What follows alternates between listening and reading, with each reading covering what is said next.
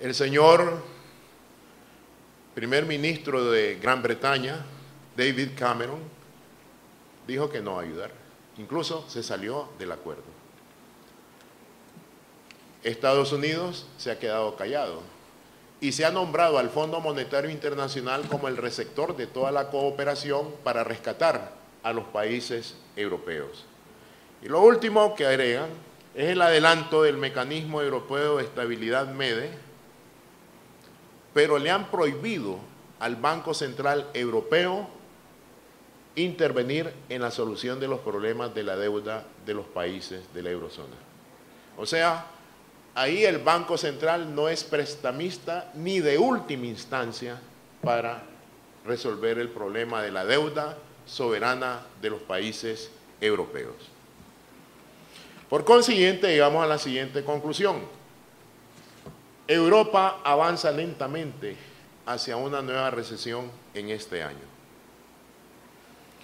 Por supuesto, la Comisión Europea dice que va a seguir creciendo, pero veremos en la siguiente lámina que el FMI ha pronosticado una caída, esto lo hizo el martes pasado, una caída de 0.5% en el Producto Interno Bruto de la eurozona este año, y apenas un leve crecimiento de 0.8% en 2013. La inflación muy baja, como ya le reitero, en línea roja ahí, 1.49 y 1.85% anual. La inflación no es problema ni en Nicaragua. Ah, no, ustedes me van a decir, el poder adquisitivo del Córdoba no nos permite tener una vida decente. Lo abordaré ese tema cuando haga una reflexión sobre la política cambiaria. El pronóstico de la tasa de desempleo en la eurozona, en la siguiente lámina, es de 9.9%, casi un 10% de la población económicamente activa en este año. Ese es el problema, que no se resuelve con austeridad fiscal. Aquí, permítame un momento, me voy a salir un poco de la exposición y voy a recordar mis tiempos de profesor de economía. Cuando hay problemas de desempleo, nos dice la teoría keynesiana, hay que aumentar la demanda global. ¿Qué se entiende por demanda global? El gasto de consumo de las familias, el gasto de inversión de los empresarios y del sector público. Voy a poner al sector público afuera, el gasto público, donde está el consumo público y la inversión pública, y el volumen de exportaciones que vende el país al exterior. Esa es la demanda global. ¿Qué hay que hacer, pues, para reducir desempleo? Aumentar la demanda global. ¿Cómo reducimos el consumo en las familias?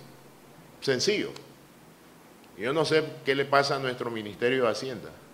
Hay que reducir la tasa del impuesto sobre la renta a las personas físicas.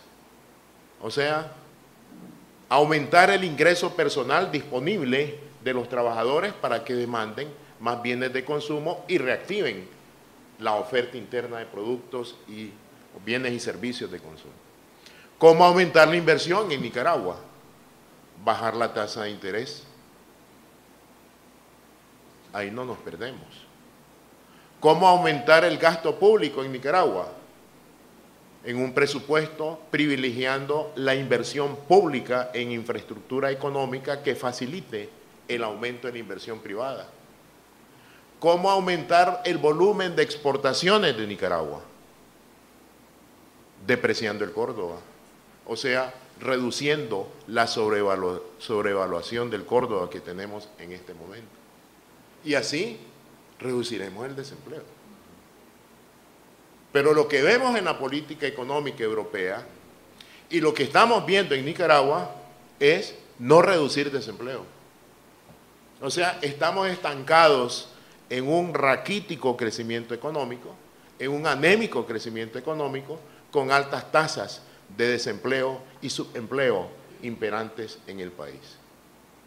O sea que la fórmula económica es sencilla, pero aquí estamos observando en Europa la imposición de un pensamiento político liderado en este caso por Alemania, que lo que garantiza es sanidad fiscal, pero no la reducción del desempleo. O sea, el problema económico se va a agudizar. No hay que temerle al aumento del gasto, no hay que temerle al aumento de la deuda, si hay que reducir desempleo. El problema es que hay que saber gastar, y hay que saber gastar estrictamente en inversión, no en consumo, desde el lado del presupuesto público. Y eso es lo que tratamos de señalar ahí en esa lámina. La parte más importante de esta lámina: la austeridad gubernamental no es la clave para reducir la alta tasa de desempleo, el último párrafo, sino el aumento de la demanda global para reactivar la producción y disminuir el desempleo. Esto nos lo enseñó John Maynard Keynes allá en los años 30 del siglo pasado. Y todavía estamos perdidos en la aplicación de nuestras políticas económicas. Y la crisis del euro nos va a contagiar. Todo el mundo está interconectado. El principal cliente al cual compran los europeos es China.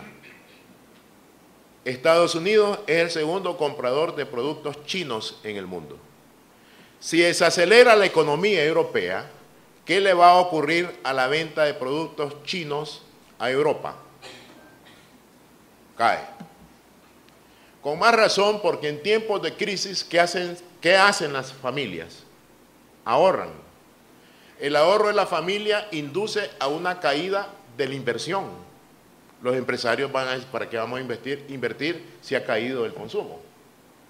Y con un gobierno reduciendo gastos, pues la caída es inexorable.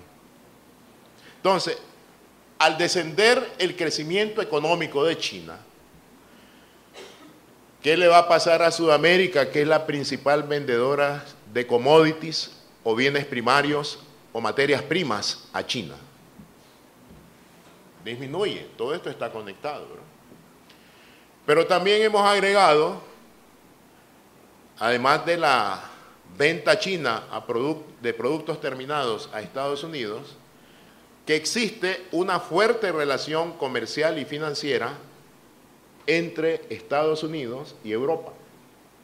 Y el problema europeo está en los bonos del Tesoro, que son tóxicos, para copiarme lo que ocurrió en Wall Street, que no tienen para pagarlo, y por lo tanto la gran interrogante es ¿cuál es el monto de esos papeles soberanos europeos en manos de bancos estadounidenses? La respuesta nadie la sabe por el sigilo bancario. Pero si ese volumen y valor de esos papeles es inmenso, pues habrán problemas en Estados Unidos. Otro rescate bancario que podría desacelerar el crecimiento económico esperado allá en Estados Unidos. Y si desacelera la economía norteamericana, ¿qué le pasa a México, Centroamérica y el Caribe? Va para abajo. O sea, los descensos se ven venir en todos los bloques de países del mundo. ¿Originado por qué? Por la recesión económica europea. Pasamos al otro.